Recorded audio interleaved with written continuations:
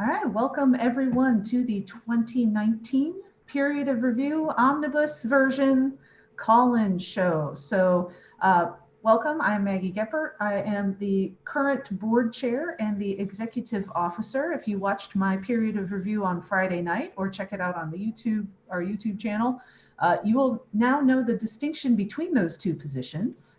So the call-in show is taken in all of the miscellaneous questions that came to organized play, operations, first edition, the CFO, and communications. So I'm going to go ahead and introduce our guests for today.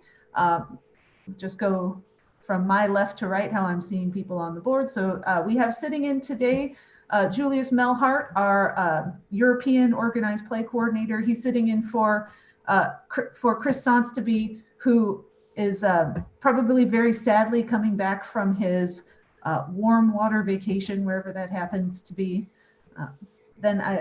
So Julius, thank you for sitting in today. Of course, we've got Brian Schaeflein, our Director of Operations. Morning, Brian. We got Charlie Plain, Director of First Edition. Justin Ford, our Chief Financial Officer. And all right, so unfortunately, we are our registered host for this event, Neil Matthews, seems to be missing in action at the moment. So I'm going to go ahead and do the. I'm going to go ahead and start asking questions. I'm going to be monitoring the chat room. Brian is watching the Discord. Charlie's watching YouTube. So if you have questions in any of those, go ahead and feel free to post them in any of those locales, which are any of those which are most convenient for you. All right, so I guess we'll start with operations, because that has a very short, one very short question for operations. Ben Rostocker, Daniel says that he will be popping in just a few minutes. So Daniel Madison will be, Director of Communications, will be on in just a moment. All right, so Brian from Ben Rostocker, Goro Primus, he was, is there any chance more of the deck building achievements could become more flexible and not based on a seeming assumption of 60 plus card decks? I think that means, at least for, because Ben's a second edition player, some of the achievements seem to have a pretty high demand for specific cards, and he feels that necessitates building very, very large decks so that he could get a particular achievement. I think it's probably a pretty good idea that we just regularly re-examine all of our achievements to make sure that they, one, still work, and two, are still relevant to what the card pool is now. So I don't see any reason why we can't go back and re-examine them.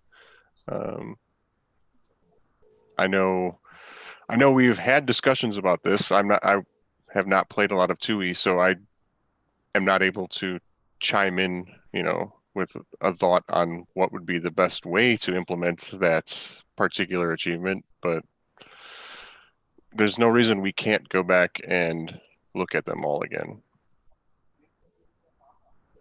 Okay. All right. So, and then, as a follow-up for that, just because I'm curious about it myself on the 1E side, I can't quite remember what I've seen in terms of having the achievement system looking at cards in the part of the deck builder that are outside of the game for achievements. We had a bit of a dust up about that after the 1E Masters, where MVB got the Fed Dominion Treaty achievement by putting infiltrators in his bluegills. There's no final decision on that yet, but I think it's leaning towards outside the game will no longer account towards achievements. And I think tipping point is consume outpost in 1E now. If you add an outpost outside the game, it makes that outpost count as an affiliation of the deck. So that is probably going to be the tipping point for a reason to change that achievement logic. And Charlie's just shrugging like, oh, well. But yeah, I think that's going to end up changing. No final decision, because we also have to rewrite the way the code works for that. So yeah, no big update, but it has been discussed and it will probably change. That's it. Okay. Sorry, I have a follow-up to that. Would it change in such a way that breaks previous achievements, or would previous achievements be kept and new achievements moving forward? I don't know. That's part of the code that has to be examined. I don't have an answer for that yet. I seem to remember people in the past who have had who have lost achievements when we've changed the achievement requirements for some of the for some of the decks, and I'm forgetting what an example of that might be. I think there was an achievement that was changed recently in second edition because we added some new cards along that line, but I can't remember what it is now, so I'm not sure. I guess I don't have an example for that. I guess, yeah, hopefully it can preserve the existing ones and change moving forward, but that, I mean, that may not be technical possible. So if not, I hope we take the time to warn everybody and tell everybody who's going to be affected and all that kind of stuff before we just do it. That's just me. Yeah. All right, so next I will, all right, so the next question that I have then is for Justin as the Chief Financial Officer. This one is from Ashby. Besides being Chief Financial Officer, Justin is also responsible for a certain investigation of perceived, he keeps using the word racism, actually chauvinism is the correct term in the CC ranks. This is regarding the 2016 hiring of Ross Fertel and allegations of hiring bias against non-Americans.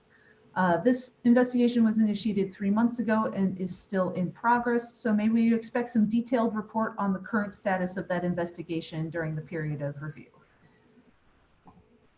Maggie and I was contacted by Greg, an email, basically summing up what he found from after reviewing the data that we were able to give to him, the applications for Director of Second Edition, as well as several of the notes from the meetings. And he was able to basically, he basically stated on his personal judgment, the conclusion is that there was no perceivable bias for or against any applicant in the decision for 2E brand manager. We have asked sort of a formal letter, as you would say, from Greg, so we can get that out published for the people that needed it. But at this time, looks like there was no perceivable bias based on the applications that were given and the notes that were provided to Greg.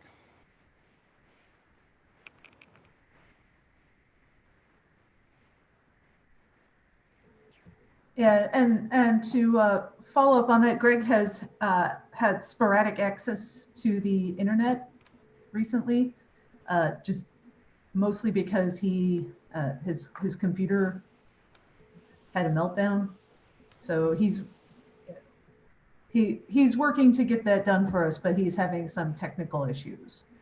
So that's why that hasn't been posted and we haven't done an article for it yet. But I'm intending to do a formal article of that when it happens. All right, any follow-up comments on that?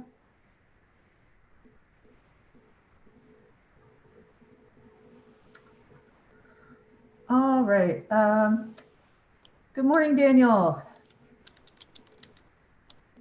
I'm glad you were able to join us this morning. Your camera is off though, and you're muted. Working on it. Oh, okay. I'm new to this site. Yeah. So Daniel is our Director of Communications. Daniel, you actually had no questions, but were there any issues that you wanted to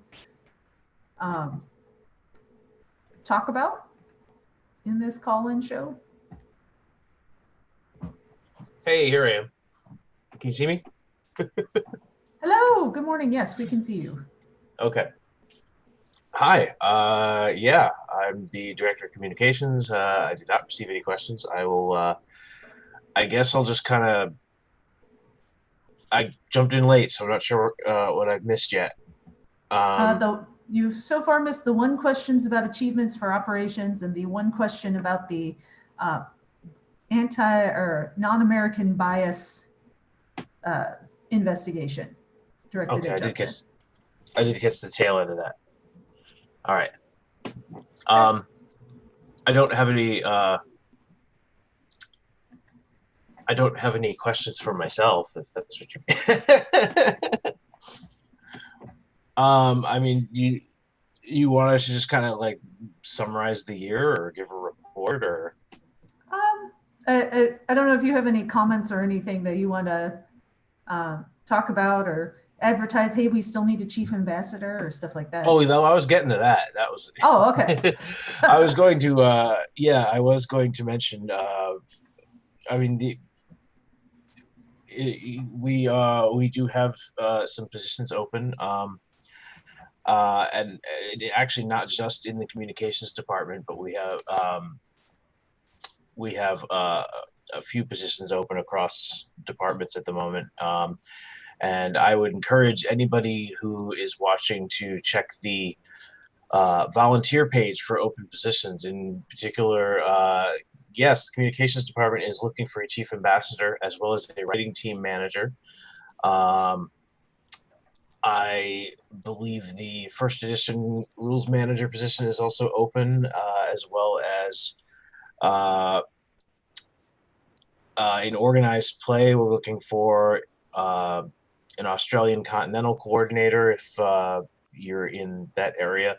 And I haven't set up an article for this yet, but I've been authorized to mention that second edition is looking for creative members as well. So if that's something that you'd be interested in volunteering with, then you'd want that. Again, that was not up on the site yet. I'm gonna be working on that this week. But you can contact Triumph on the CC boards for that one. So yeah, right now I'm focusing on trying to fill some holes. Awesome, thank you, Daniel. We'd love to see more content coming for all editions, both all three games. So please, or if you want to do if you want to write a tournament report or advertise for your tournaments, where communications is always looking for more content. We have a great group of writers. Especially when a new set releases, you see all the articles that come up on the site when there's a new 1E or 2E set. But we could always use more help with that if that's something you're interested in doing. Be sure to drop us a line. All right, thank you, Daniel. I would like to add something regarding the Australian organized play question. Actually, I was heading for you next, Julie, okay, for OP. sorry. So go, and that was the first question. So go ahead, say something about Australian OP. Okay. I have some already answered questions from Chris, so I just read them out. The Australian OP question.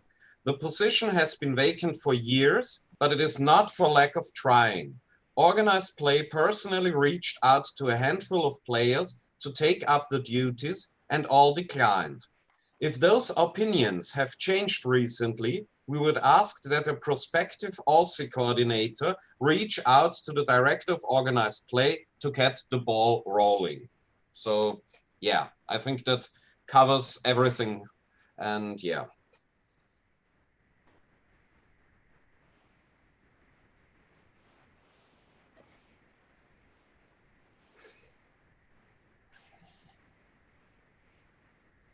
Did we lose you, Maggie? Maggie, you're muted.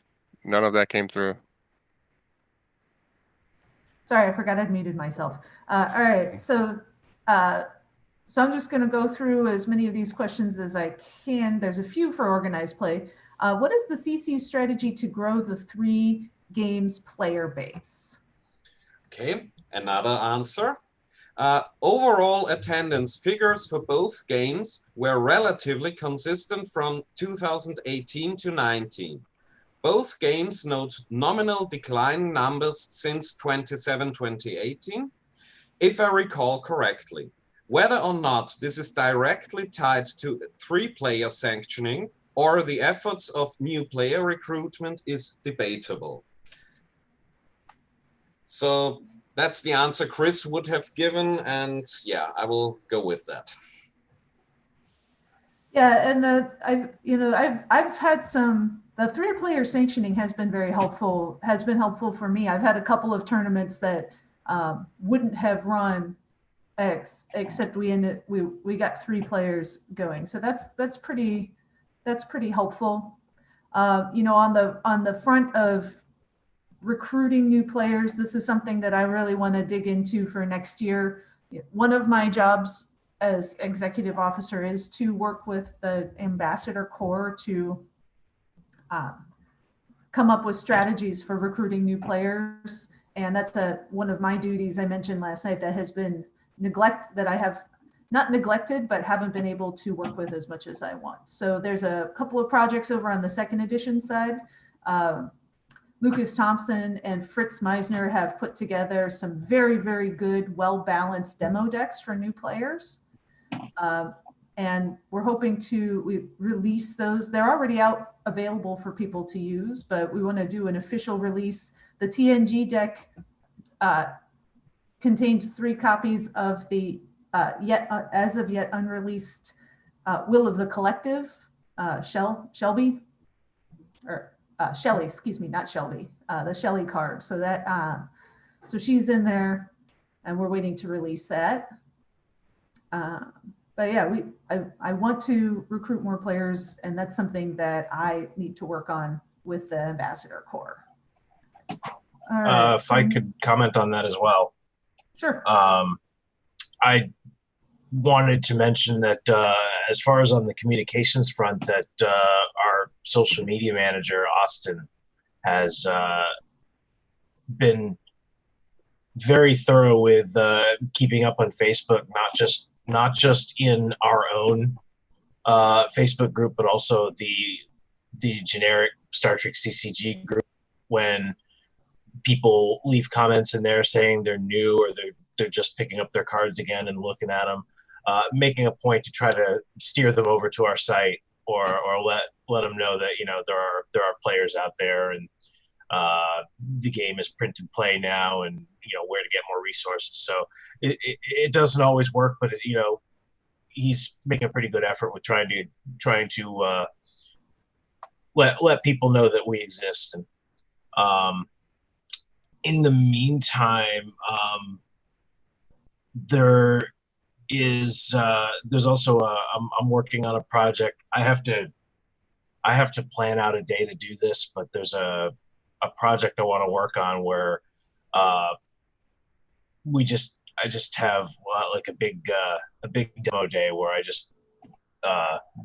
I'm wanting to like get online for like the majority of a day and just demo the game online for any potential new players that want to get on and mess around with Lackey and try some decks out. And it's just a matter of me finding a day to do that and then advertising it. So that's also something that I'm working on.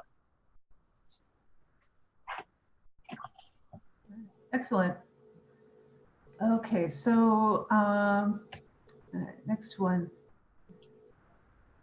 Given the apparent success of online masters, is there any chance of us getting internationals, so to speak, next year? I suppose that means like a continentals level online tournament. Okay, Masters will remain the highest level played online due to the potential for cheating. The plans we were interested in exploring in 2020 have already been set in motion by another like-minded TD, Brian Sykes, who is reanimating the Return to Taylor's 4 and Return to Farpoint series online throughout the year. And I have to completely agree on that. Masters is the biggest thing we can play online, because cheating is much easier online than it is if you play face-to-face. And so Continentals or Worlds online, I don't think this would be very fun. Besides the organization point, I mean, how could you make 8 rounds for World Championship happen online? That's almost impossible. And then you must have a judge who is watching the entire game and stuff like that. No, I don't think that will ever happen. Yeah, I can't imagine like the given how big Continentals has been, at least like North American last year was huge. Having that number of, having an expected number of people for a Continentals level tournament would mean a 5 or 6 round tournament. That's talking 2 months worth of online play for that if you go around a week. So that's a big deal. Okay, so all right. So staying with the idea of online play, will we perhaps delve into more rules of conduct for online play and how to proceed for people who frequently quit, drop, or don't respond to PMs to schedule events? Both of these are at the discretion of the TD. If players go dormant, it is the TD's discretion to award either missed games or losses as they see fit. Likewise, scheduling can be whatever the TD feels is sufficient. Historically, the default has been 1 week, but that is not a firm deadline enforced by OP. So, I mean, it's the same thing as in real tournaments. If someone goes away after round 2, so he's gone, and those are missed games or whatever. So I don't see a lot of reason why we should make any more rules for the online games in that perspective.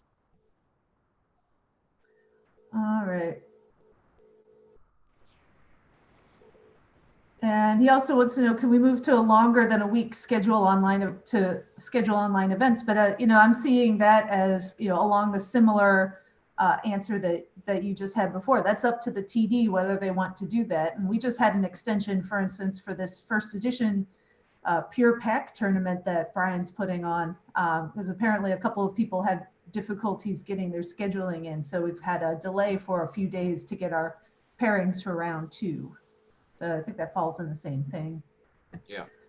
Why did OP think it was a good idea to have Worlds a week after Gen Con, as well as and since those 2 major Trek events are in the same geographical area, again, a week apart from one another? I mean, I can address that in terms of, I asked for that weekend for Worlds in my bid because that was a weekend that I could, that's a time of year that is open for me and I'm not working. That's why I bid that time of year. I also had a lot of people telling me, if you do it in August, I'll be able to come. But Julius, I know Chris had something there as well. For 2020 in North America, we received bids for Just Worlds and Just Worlds or Continentals, in addition to several that were for any level of events. One such bid, New York, was from an area that had never hosted a high-level event before, and we were all in agreement they should get a Masters. We filled the calendar with what we had, and then went back to some of the event organizers who wanted Just Worlds or Continentals to see if they would be willing to host the Masters for us instead. One did not. Unfortunately, one area was not contacted at all a second time and I, Chris, okay, take the blame for that. But you had to bid for something to get a second opportunity. And it is a safe assumption that any completely unrepresented area, such as Manassas Park, simply did not bother to put in a bid at all. In summary, we reach out to areas or TDs all the time and have more places in North America that want to host than can host in any given year. We do our best to rotate things around, but we are not mind readers. If a TD doesn't put in a bid, we assume that to mean they do not want to host anything. And in addition to that, in Europe, everything works a little bit different, as you might know. The bidding system here doesn't work at all. For example, for this year's European Continentals, I have to call the TDs. I have to ask them, do you want to do it? I didn't receive a single bid for European Continentals. So I don't really have to say a lot about the bidding system, if it is good, if it is bad, because in my area and in my part of the department, I really don't use it. Okay, that works. And I'm going to take this moment, since the question did talk about why is Gen Con the week before Worlds, and why are we having something at Gen Con? So we need a high level event at Gen Con. So we have the US Nationals there because that's a word people recognize. National championship. So if you're a casual, if you're not dialed into the continuing committee, but you want to play Star Trek and you only do it at Gen Con, you know what a national championship is. So national championships, Masters is a word that doesn't make any sense to a lot of people unless you're dialed into OP here. As I mentioned before, my Worlds bid was the weekend, that particular weekend, the one after Gen Con, because that's when I could run it. I actually would have preferred Gen Con to go the other way around, but they had a really weird weekend this year. So I think it's a good thing that we can do this, because people can take a week. You could, if you want to do both, you could take a week's vacation, Saturday and Sunday Gen Con, take the train up to Chicago from Indy, or the megabus. It's $50 for the megabus from Indy to Chicago, and come and play Worlds the following weekend. And you can do that within, us crazy Americans who don't like to take more than 1 week of vacation at a time, if we take vacation. So, I'm branding this as come to the Midwest for Gen Con, stay for Worlds.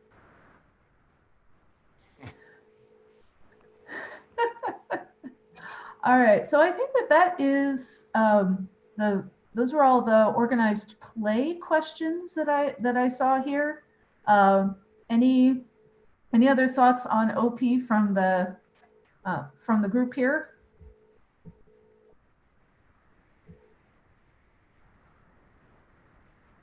No? All right. So then the last set of questions I have are for first edition.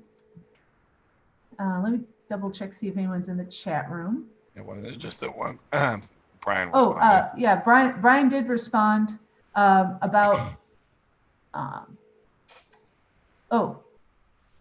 Brian did have a question regarding new players. What's being done to make the games more kid-friendly? Conscripts are a great source of new players.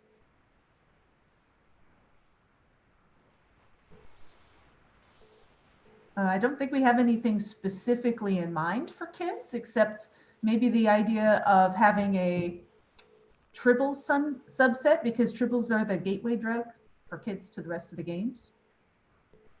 I know in first edition, we always try to have one deck block or one deck current that's really straightforward and really simple.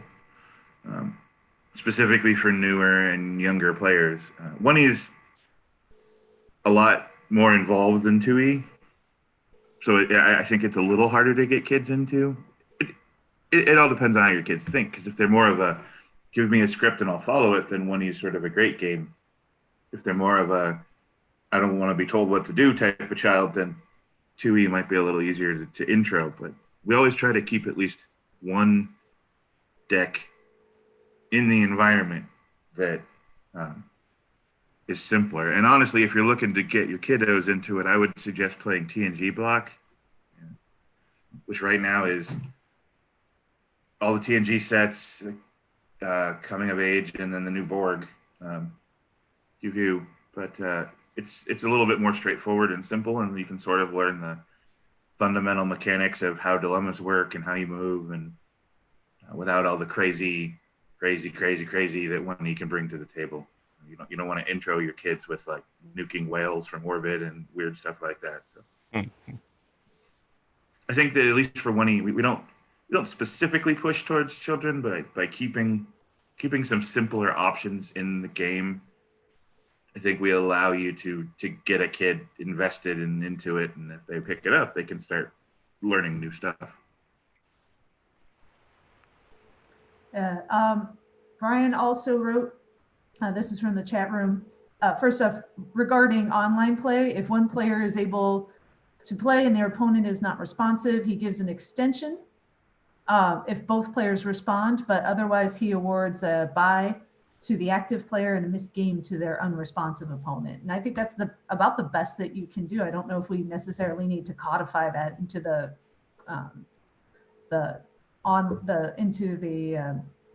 organized play guide. He also asks, has there been any consideration for the CC to re-engage with Origins? I haven't really thought about it, or it seems to me like Origins is not the convention it used to be. And I don't know, if we had somebody who wanted to run tournaments at Origins, I certainly wouldn't say no. Origins suffered for a while because it was really close to Gen Con, but now they've separated. Origins is actually really kind of, I have friends that go every year and they say great things about it, but it would require knowing that there are people there who want to play it and people there who are willing to run the events. As soon as that happens, we can try stuff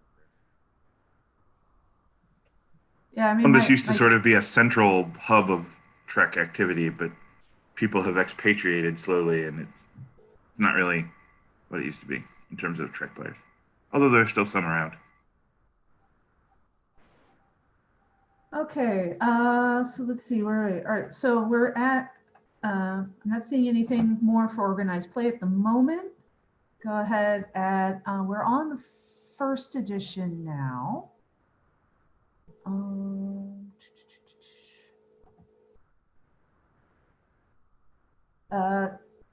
So the first, so I will say, I will say I've written answers to all of the questions. So any answer that doesn't get covered today, I will answer on forums, but throw them at me. You wouldn't give me what you got. All right. So I will pass on the fun questions about tournaments that happened on January 4th, 2020. But here, so starting with this set of questions for consideration, where would you say the game as a whole is today on a bad to good scale? I'll leave you to quantify if you see fit. I interpreted the bad to good scale, I don't know, as a 1 to 10 scale, 1 being terrible and 10 being perfect. I'd put I'd say a 7, firmly on the good side. There are a lot of things that aren't fantastic about 1E right now, but if you look at the history of the game. Sorry? Oh, it says I'm getting a my internet connection is unstable notice, which is odd because I'm seeing everything just fine. Interesting. Weird. Did I cut out? No, but yeah. You might have cut out. Yeah, looks like your connection's showing sort of yellow right now. But we'll carry on and see if anything happens. Okay, so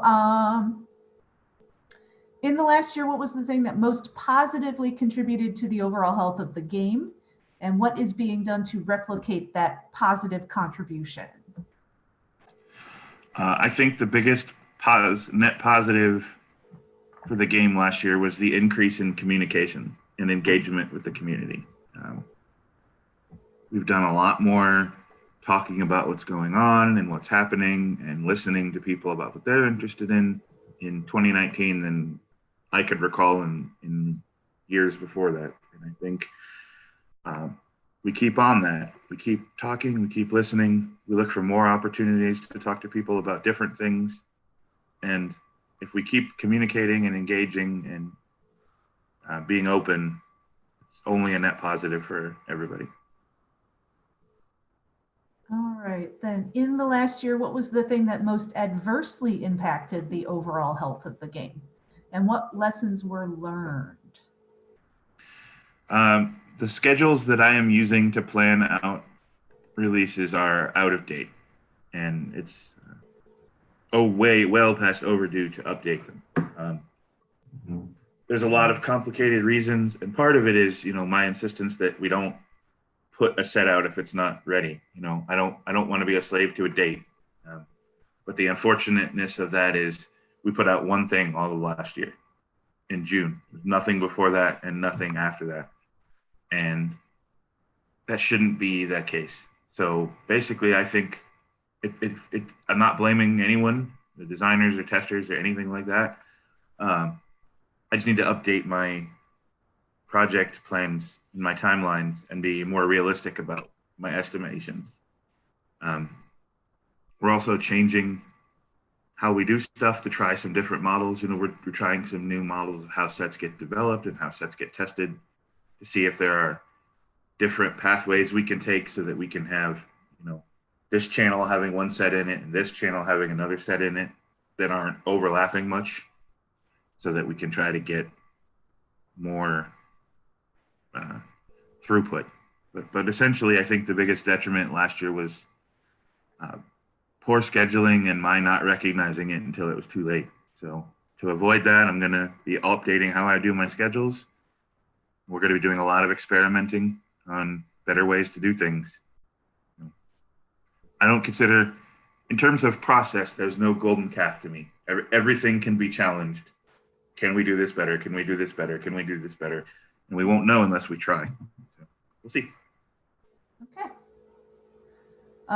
Question 2, how do you feel you're doing as first edition director?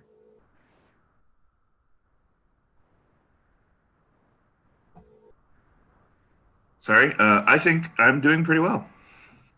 I'm not perfect, and my own personal time management could be a little better, but I think that I've engaged with the community in a lot of different ways. I have a weekly column. I have a weekly question gets posted on the boards that gets a good amount of engagement. I've been doing project status updates, and we're going to be doing those more frequently. I think I'm lucky in that the Department of 1E is filled with very talented people who don't need a lot of supervision. And I can mostly just answer questions and give gentle nudges and things to get done. I have a very good staff, which enables me to be a very productive director. I would rate my performance pretty well. And I'm the first person to be critical of my own performance, but definitely there are areas I can improve, but I'm pretty happy with where I'm at. So maybe I'm having trouble with the distinctions between like 2A and 1A, but I'll ask 2A anyway. What do you think your best contribution to the game was in 2019, and how will you go about continuing positive contributions in 2020? Well, my answer is the same. There's some subtle differences, but my answer is the same. Communication. Last January, I started writing the weekly roundup. I've missed a couple, but I think I'm at 47 columns out of the last 50-something weeks, so that's pretty good. I've done Friday question every Friday since August. The place where I can improve is the project status updates, and that there's often I wait too long to update them. I've been trying not to update them when nothing's really changed, but then I end up waiting too long. to update them. So I'd like to try to do those more often. I have some ideas for some tools that we can build into the website to sort of better manage those. But, you know, and I think the follow-up question is where can you improve? And I think, especially with the project updates, I could let other people update those. You know, if I have a lead designer on a set, there's no reason that person couldn't jump in and say, here's where we are on this set. It doesn't have to come from me. But yeah, just I want to continue to find new and different ways to engage with people and to reach people that we're not reaching now. Because, you know, the Friday question doesn't get answered by more than the same 20, 25 people every week. Like, can I get another 25 people to see that and engage with it? You know, how can I spread the reach of the weekly column? How can I do more here and there? Essentially, that's what I'm most proud of personally over the last year, especially given how criticized the CC has been in the past for communication. All right, so I would like to add a little bit to that. I think where we can get a little bit better, for example, with the new set QWho coming out, and my question about the TNG counterparts, if they receive an errata, why do we have to wait for 2 weeks after the set's release to get those erratas? So in fact, the new Borg affiliation is not as playable as they are supposed to be. So an emergency errata, not because it's an emergency, but from the timing here, an emergency errata, I think would have been very nice for that. I think that's a fair criticism, and I should have coordinated schedules better to make sure that they landed at the same time or closer. But I don't have a good reason. I mean, I'm waiting to sort of, I basically just didn't change my process, which is I get a list of things that are going, I get them all to Johnny at once, and he builds them all at the same time. I really should have just changed my process and had these two get done to come out with this. Well, so to be fair, originally they were in QWho as the 2 reprints. But the card redirected effort, that event that lets you cycle, that was originally a skill on the drone, but the rules didn't work. So to make that work, we had to split it, which means we needed to cut one of the reprints.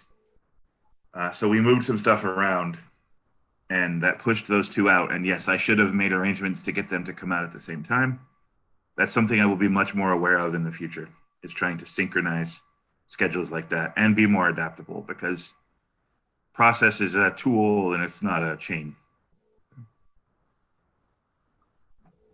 Can I ask a question on that? Just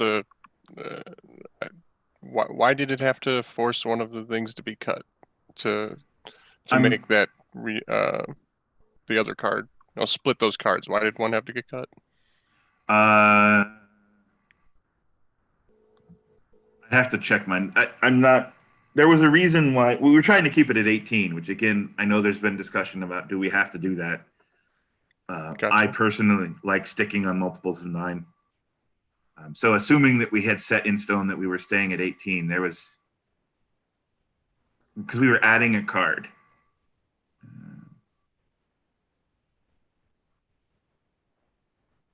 And well, originally Consume Outpost was, sorry, there were 4 reprints originally in there. There was Negate Obstruction and the Doorway, and then the 2 counterparts. When we had to split the drone into 2 cards, that would have been 19. So we took the 2 counterparts out and then moved Consume Outpost, which was going to be held back until the neutral zone, into this to replace to be the other card. That's what happened. So it went from 4 reprints to 2 because we had to add 2 cards to it. But the ultimate point is, yes, that should have been coordinated to come out at the same time. I apologize that it was not. And I will be more attentive to that in the future. All right. So then what was your biggest regret in 2019? And what are you doing to ensure that it doesn't become your biggest regret in 2020? Or did I cover that already? I think I answered I think I answered wrongly earlier, but essentially this was yes, I did answer incorrectly. So my answer about scheduling is the answer to this question. That's my fault. Okay. So the correct answer to the earlier question about the thing that most adversely impacted 1E is the problems that we've had dialing in power level. This is why I took notes. 22 was too good for too long. Arguably, there are people who disagree, but we took too long to sort of respond to that. And then we spent a lot of time in the cage trying to get TOS feds to where we wanted them to be, and they were better than where we wanted them to be. So that was probably the thing over the past year that was the worst for the game overall, was just we're missing on where we're trying to get our power levels, and then we're too slow to react to it. So to fix those, we've developed new systems internally for playtesting to, help us better assess where power level is. I brought in a playtest manager whose specific job is to sort of manage that process and manage all the feedback. And we're going to try to be faster about reacting to situations and not if something's clearly wrong, we need to react and not wait and see that it's wrong. Like, we know it's wrong, let's fix it. Not let's have it be wrong at 4 events before we fix it, So I apologize for switching those two answers. So the earlier answer is dialing in power level, and the answer to this particular question is the scheduling answer. All right, good, thank you. So next question then. How do you feel not having the responsibilities of chairman of Trek CC has impacted your ability and desire to be the 1E director? Not being Chairman Charlie is the best thing ever. I mean, not just, I got 6 other people to share the blame with on most things now, which is awesome. And no, I couldn't do what I'm doing to the degree that I'm doing it if I was still old school chairman. So I'm really glad that we moved away from that model for all of the political and non-political reasons. But yeah, it's great not being that, and it's great being able to focus more on just one thing. And there are a couple things that I still manage due to inertia that eventually I'd like to transfer off to other people. I want to sit down with Brian at some point and get him managing promos so that I don't have to do that strictly anymore. But it's working for now, and I'm not overwhelmed. So I'm just really happy to still be involved. All right, let's see. So next, recently there's been some discussion about the organizational structure on the 2E side. As 1E director, are you happy with how your organization is currently structured, or are you considering making any changes? I'm not considering any changes other than what I've already done. Like I said, I brought on a playtest manager because there was a need for that. But I don't consider the structure to be immutable. If an idea comes up to have a new person or change responsibilities or move things around, I want to do what's best for the game and the people working on it and the people playing it. So I'm not currently considering any organizational changes, but I'm not against it as long as I think that the change will be a net plus for everybody. All right. How would you respond to the feedback that OS Fed is overpowered? Is errata considering changing any of the key cards? Is design looking at giving other affiliations similar tools? Or is this not an issue in your opinion? Please comment. It's definitely an issue. It's overpowered I'm going to read my answer because I don't necessarily think, let me summarize it and then I'll post it. But overpowered is hard to define, but I do think that the feds are better than they should be. One of the things we've developed now is basically we have a list of, here's the best things in the game. Here's a list of all the decks in the game. When we're adding something, we want to figure out where it goes on that list, and we have a range that we think is healthy. If it's below that, then they need work. If it's above that, then they need dialed back. If it's in that range, it's probably right. And yeah, we thought OS feds were in that range, and they ended up above it. So errata should be considered. Errata needs to take a look at a couple things. I'd like to be more aggressive about the watch list. you know, really put some cards on the watch list and really pay attention to them. But the question in there that I really want to talk about is we're not looking to give everybody else the same things that 22 had and Feds had. That's just power creep, and we're not trying to do that. In fact, design is intentionally dialing back on some stuff. You know, it's like there was talk about giving everybody the ability to have a bug out, since some affiliations have them and others don't. And we're like, no, let's not do that. You know, let's actually fix the problem and not compound it.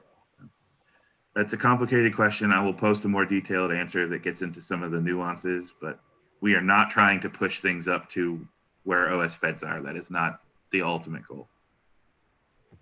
But I do agree that they're better than they should be. All right, let's see. As you conduct your search for the next first edition rules manager, what rules issues do you see as the most pressing concerns?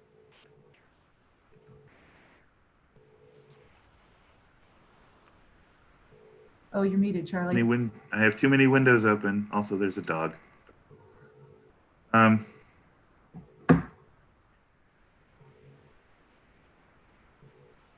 really think the rules are in a really good place overall, especially if you look at the game historically. But that is not to say that they are good overall. They are labyrinthine and overwhelming and difficult to parse. So I think that because there aren't super sticky rules issues like there have been in the past, we sort of have the luxury of getting a new rules manager in who's able to sort of get in there and start cleaning this mess up. I mean, you have to start somewhere, and even if it's, you know, you have a field full of trash, you start by picking up one cup. So where can we start cleaning things up? Well, we have a list of, every time there's a rules discussion, it's like, well, here's 2 places where it's inconsistent. We just need to start fixing that. And breaching the accessibility barrier, you know, it's like we have to make it so the rules documents are easy to find, easy to use, and easy to understand, and consistent. And it's a big knotted ball of yarn. We just have to start pulling on it. And I think we have that luxury because overall there aren't super sticky rules issues anymore. We've done a good job clearing a lot of that chuff off, but that just leaves the low-hanging fruit is gone. So now we need to start really working hard to get some of the harder stuff. That's not to say there aren't issues, but we're in a period of rule stability that affords us the luxury of getting into some of the stuff we normally couldn't. All right, what is the future of block sets after the current OS cycle? Is Movie Era still on the docket? I will just say yes, Movie Era is still on the docket. It has been changed from 3 sets to 2. And I suspect that is a change we'll be making moving forward. We did a survey last year, and we haven't posted the analysis yet, but there was no majority that liked any one design structure, but more people wanted some sort of block than didn't, by quite a big margin across all 3 aspects of players. So block style design isn't going anywhere, but I think it's going to change and evolve. And I think what you're going to end up seeing is 2 set blocks and then a non-block set, and then 2 set block and then a non-block set with boutiques scattered throughout. So movie block is still on. What's the future of the Delta Quadrant? They're up on deck. No, they're not on deck, but they're, I don't know sports. I can't use baseball metaphors. They're in the bullpen. That they're warming up. I don't know. They're coming. They Delta Quadrant got avoided for a very long time because they sort of broke Winnie. I mean, there are a lot of factors that contributed to Winnie's end, but Delta Quadrant being bananas was a big part of it. Spatial Decision. They've been reined in enough, and enough other stuff has been made viable that there's a lot of fans of Voyager out there, a lot of Hirogen and Vidian and Kazon fans, and we're gonna do stuff for them. So I would expect sooner sooner relative rather than later relative them to get some love. Plus, we just announced a whole project based on the Vidians, so All that's right, coming. so just want to, before we go on to the next one, we are getting very close to our 1 hour streaming limit. So So let me end the stream, okay. and then we'll start another one and post the link. So I'm going to stop the live stream right now. Should be going live in a minute. All right, I see it. Welcome back, everyone. We are live with part 2 of the Omnibus / call-in session for the 2019 period of review. Our streaming software gives us a 1 hour limit, so we didn't want a hard cutoff on that the first half. So hopefully this is not necessarily the second half, but maybe the third period. I can't be here another hour. So anyway, let's continue with Charlie. So we're continuing with Charlie answering questions for first edition. So how many tournaments did you play last year? And what's your target for 2020, Charlie? I played 3 last year. I would like to play more than that this year. There are a lot of reasons why I didn't play more. But I will say I played in Continentals and Nationals and a regional. So it's not like I played nothing tournaments. Playing online is tough for me, which is probably the easiest way for me to play, but I tend to not have super compatible schedules with most of the online players, so I don't do it as much as I would like, and I don't get up to Seattle as much as I would like either, because I don't drive. So, and when you live with 2 people that have 3 kids, it's not as easy to travel as you would like. But I'd like to play more this year. I also don't super think it's vital that someone in my job plays like a ton. I need to know what's going on and know how to play and play when I can, but I don't think it's, an essential component of my job that I'm playing 12 tournaments a year. All right. So how much? Okay. So you've got actually. There's a lot more questions, and I'm happy to just sort of post the answers. I think you answered 8A and 8B pretty admirably. So Patty threw in a couple questions. Since the ability, all right, so actually we've got that one. We've already kind of covered that because we're working on Zoom right now. What's the proposed timescale around John Carter's replacement as the 1E rules manager?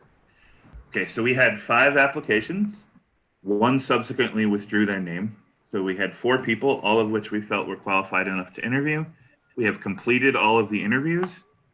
The selection committee is myself, Jordan, he goes by Mogor on the forums, and Chris Sonseby, Lore.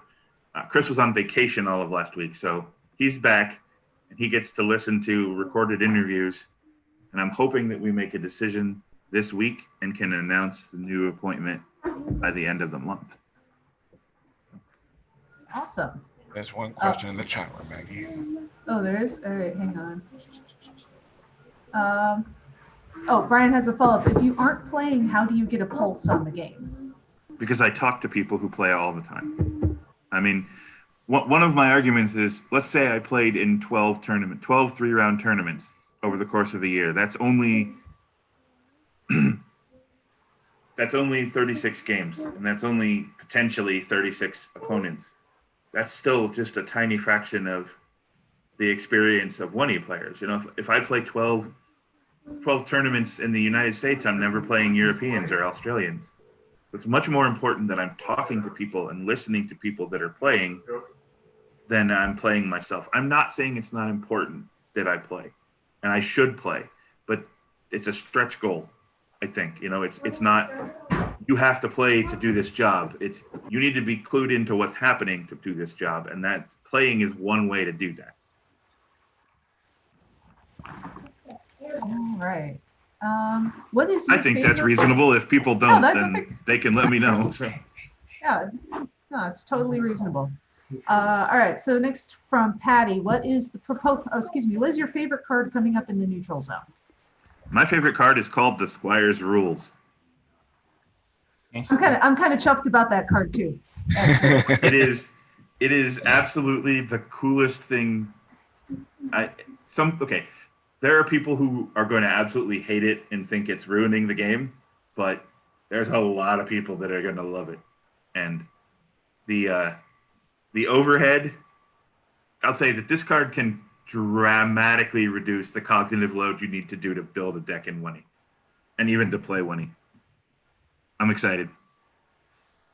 I'm gonna go out on a limb here. I'm gonna make I don't know if this is true or not. I'm gonna take partial credit for that because Neil and I at Texas Chainsaw Masters, the second one, played a game where we sat down and we played a game of second edition in the style of first edition. Nice. Now, so without giving you too more details, it's basically taking an old demo deck trick and making it a card in the game. It's nice. That's all I'll say. Yeah. What is the time scale for the next round of tournament promos? Are there any plans for an archive sale of version N due to its limited print run? So I posted an article about this at the beginning of the month, but our printer, Jeremy Benedict, FL Razor on the forums, their printer basically imploded. That was printing our tournament foils. So he was also very busy at work and didn't have time to sort of fix it. But I think we're zeroing in on a replacement solution to get our foils printed.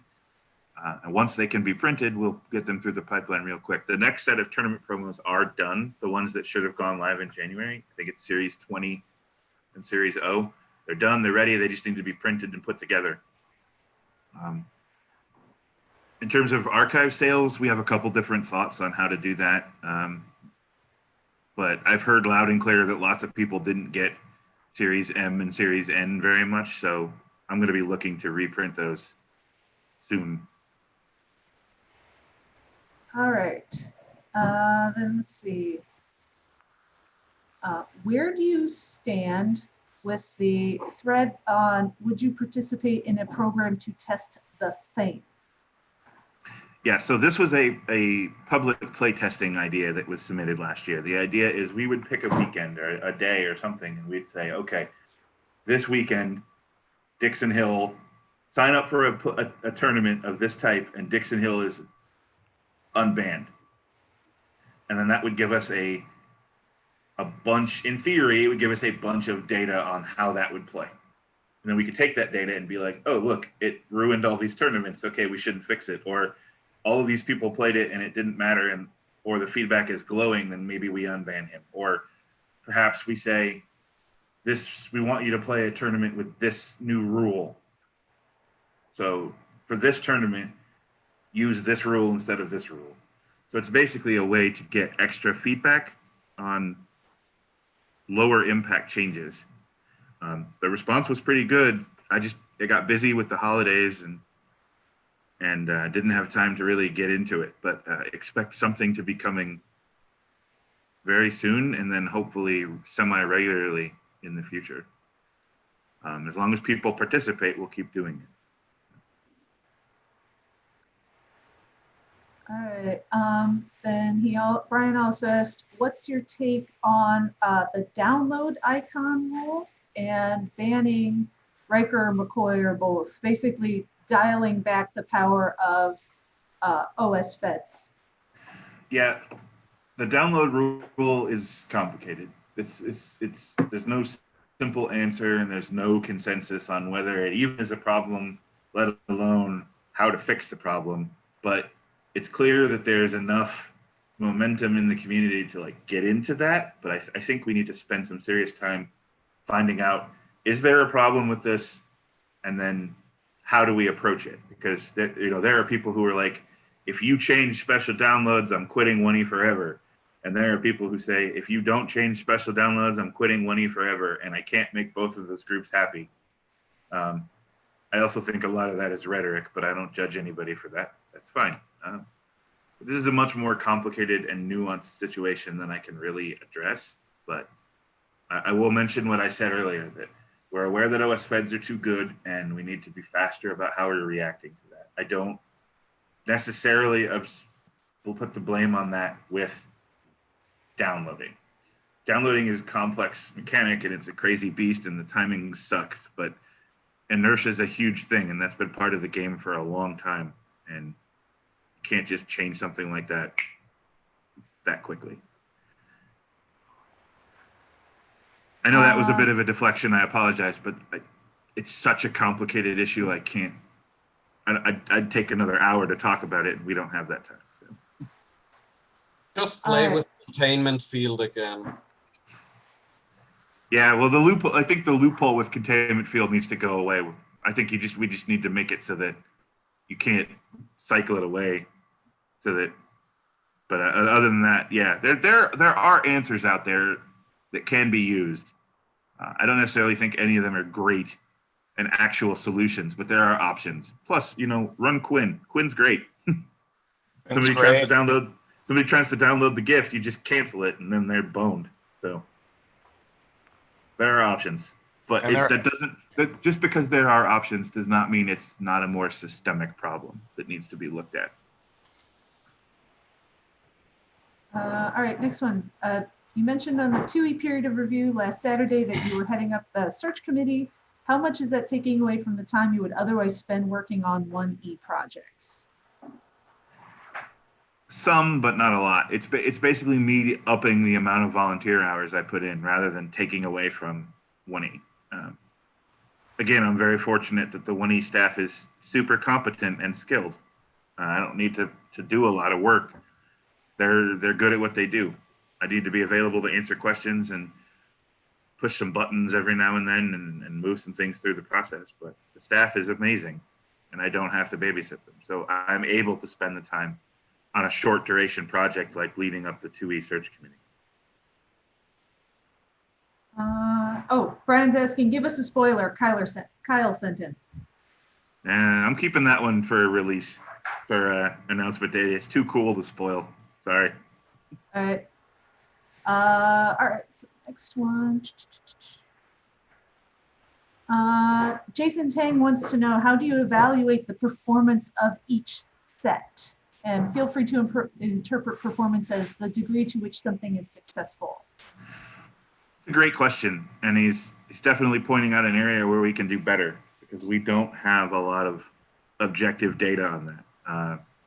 But right now, we essentially determine if the set was successful by how people talk about it and how many cards get used. I would say Hugh Who has had a fantastic reception. With the exception of one card that a lot of people are like, this is noisy and obnoxious. People are like, this is pretty cool. There are some people that don't, but generally the reception is very, very positive. But now people haven't had the chance to use it yet. So what we have to do is keep reading forums for the next week, month, 6 months, and looking to see like how many TNG Borg decks are getting played. If in 3 months nobody is using the Ultimate User at all, then I would say this set failed. But we don't have good objective measurable data on that. And that's something I'd really like to improve in 2020. I'd like to do get more data collection on the back end and get more surveys put out. It'd be nice to say in a month, put out a survey and be like, what did you think of this set? What was your favorite art? What was your favorite story? What was your favorite card? What was your least favorite? And then we can give that data to the people that are working on those things to improve their own processes. Right now it's anecdotal and I'd like to do better. It is an area I have identified as where we can improve. I also like to thank everybody on this call for their patience because I feel like I've been talking for like an hour. Well, you did have the most questions. All right, so we only have 2 more first edition questions, and I have one more question that I just remembered that I'd seen somewhere.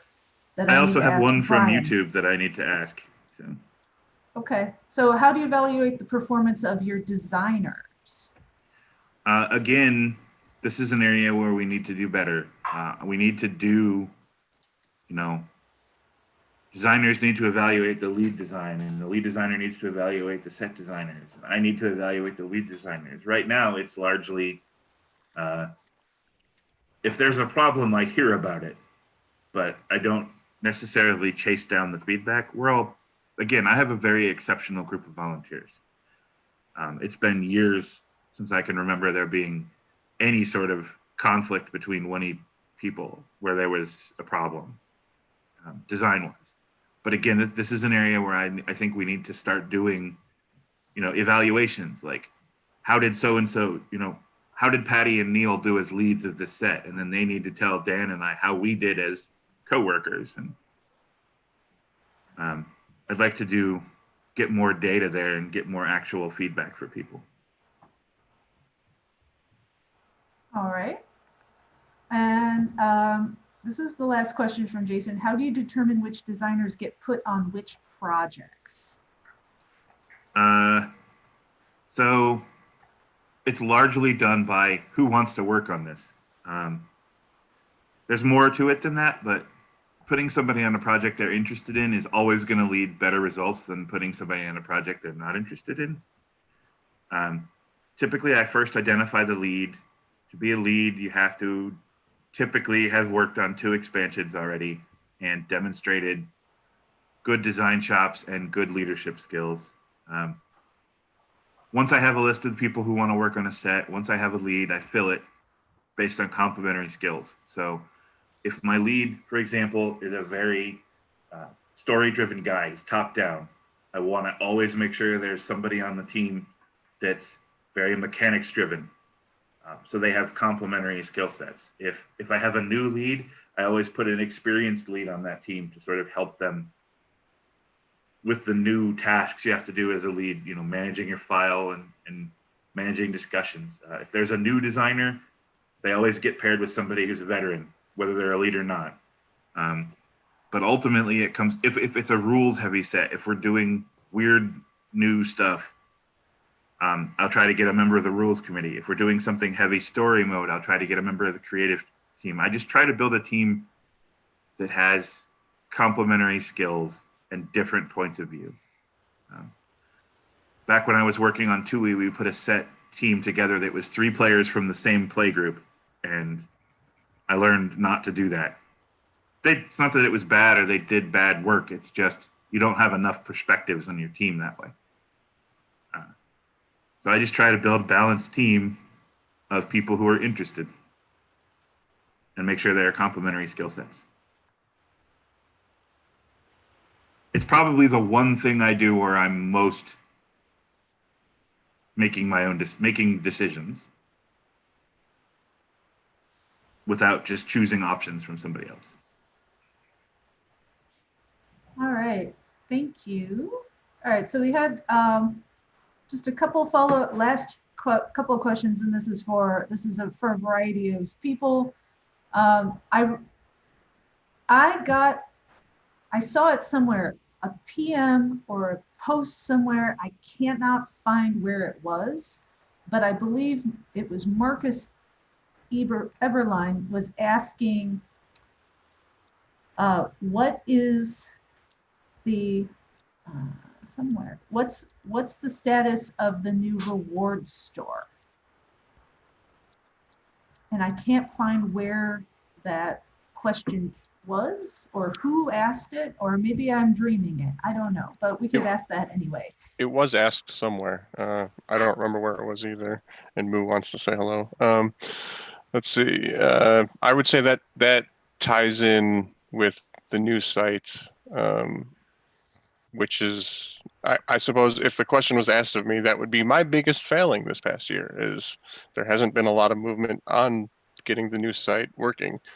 And it's just super complicated process that has to be done before we can even move into that. And the idea of diverting any sort of resources to a major program such as the rewards thing to get that working seems like the wrong way, because we might just have to redo all that work again for the new site. We have to figure out the new site before we start adding major features to what we have now, that's the basic answer. All right. So, and then that couple one. Are there any new features planned, like the 2E, two-sided card Mars, stars and collectors information like Shining So Bright, or the borderless promos? I don't think we have any plans for any sort of new features like any of those, although there are, I cannot confirm or deny rumors of more double-sided cards in second edition. But no, as far as I know, we have no new features planned like that. Matt Wagner, or Mark Wagner, M. Wagner in the Dojo Discord, is there any appetite for the CC starting to consider changing its policy to only sticking to Decipher licensed properties? That actually goes along nicely with the question that I have from YouTube from Gary Hollingdale. He wants to know if we'll be doing any expansions for Picard. As far as I'm concerned, we'll be sticking with the line of we're staying with the properties Decipher had licensed, keeping our head down, trying not to attract attention from CBS or Paramount so they don't shut us down. But I will say, I can't speak for everybody, but I would love to do some of this stuff. I mean, it would be so fun to see Discovery cards and new Trek stuff, you know, the Abrams verse stuff, and I mean, part of the problem, at least for me, is like these stories are still being told, right? And no spoilers for Discovery, but there's a point in the show at which things drastically change, right? So where would you build those cards? You know, I would want to wait till these shows were done before we really sort of introduced them to the game. But making the same mistakes Decipher did of winging it as it's being made. Yeah. So if that policy were to ever change, I would still want to wait until the current stuff was done before I worked on any of it. But I think the risk is just too high. I mean, I think the fact that nobody else has picked up Trek as a property for a card game is telling, but it's also a source of potential great risk. And I'm happy to leave those things to our prolific dream card community until the calculus of the environment changes. But trust me, I would love to dive into, you know, I would love a Takuvma card as much as anyone, or it just looks awesome. I would love to do it. I want Edward from that Tribbles episode so bad. He's such an idiot. He's so fantastic. He's such a great character, but it's just too dangerous. So you mentioned the dream card creators. Have you? I on the Discord at least, I talk with these guys a lot. They're doing some really, really good work. Has there been any thought of reaching out to them as part of design, whether that's 1E or 2E? I'm going to defer yes, there has been some thought. Something may be happening in the near future that anybody who's interested in being a designer should keep an eye out for. I'll just say that. And on that note, if any of those dream card guys are interested in joining ART, if we need, I don't know if ART needs any more volunteers right now. Some of those guys do incredible work. So would certainly be an asset, either, you know, helping us with the art for the site or on art for the cards. Like, I would encourage those folks to, you know, also creative. Yeah, and creative art, particularly and on the 2E side. So I've been rightly pointed out that just because somebody asks for a spoiler doesn't mean I have to spoil the card that I don't want to spoil. So I can give you all a spoiler if you want to see it. So okay, I love a spoiler. It's not visible yet. There's no art, but this is a dilemma from the neutral zone. It's called the M113 creature. It's a dual dilemma. It has a countdown of 3. Place on mission. Now an end of every player's turn kills one of that player's personnel here. Opponent's choice, human if possible. Cure with 2 exobiology here. Lore is last member of a telepathic shape-shifting species. Craves salt. Will extract it, often fatally, from other creatures. So this is Sounds fun. a dual dilemma from the neutral zone, and it does... The Squire's rules does interact with it. I'll say that. All right, so I haven't seen any other questions on the chat room. And I don't see anything on the Discord. Charlie, you see anything on YouTube? No, ma'am. All right, so I think that at this point, I think we've found all of the questions. Thanks to everyone who's watching part 2 of this broadcast. I will, so this is the last broadcast for the period of review. Just one thing. Justin. Anyone was interested enough, statements for 4th quarter are up on the website for people to go look. Nothing spectacular since our print vendor was down, so they are there for people to go look at and ask questions. All right, thank you for that, Justin. So now the next step here is the voting process is going to begin February 1st. So that is in, well, a little over 2 weeks. So February 1st, the voting will be open to all members. So members are anyone who has a premium membership. So that just means, if you want to vote, spend $5 on a 1-month membership. I will be sending a secure link to each person who is a member. Please make sure each member has a different email address. So if you have multiple people in your household who have who are members, make sure that that different email addresses are for each of those people. So voting will begin the 1st. I believe it closes after a week on the 8th. We will have results then. You will be voting on the question, do you wish to retain or is it remove? God, I can never remember. I'll set up, there will be an article, don't worry. So you will be voting on the retention of each of the 6 current board members.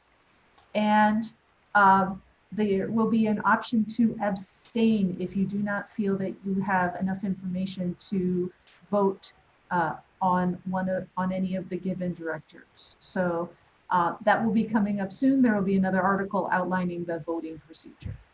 So thank you to everyone who is watching questions. Brian says, thanks, Charlie, for the spoiler. And I'm going, this will conclude our 2019 period of review. Thank you so much for watching.